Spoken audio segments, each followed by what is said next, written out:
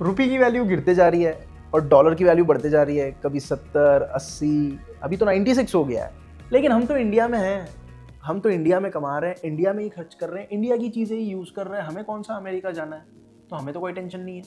अगर यही चीज़ तुम भी सोचते हो तो बहुत जल्द इस सोच के साथ अपने और अपने आने वाले जनरेशन्स की जेब खाली कर दोगे तुम।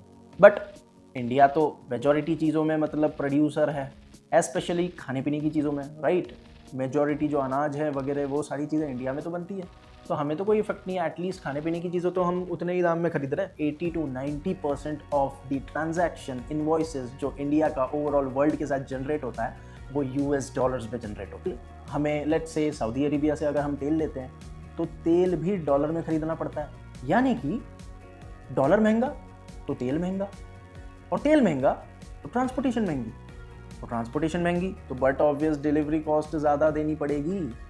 यानी कि अगर ये चारों चीज़ों को मैं जोड़ूं तो कंक्लूजन ये निकल कर आता है कि जो अपनी चीज़ है, जो अपने घर पर बन रही है, जो अपने देश में बन रही है, जिसको हम एक मिनिमल दाम पर खरीद कर यूज़ कर सकते थे, उसी को इन सारी चीज़ों के वजह से हमें ज़्यादा दाम देना पड़ रहा है।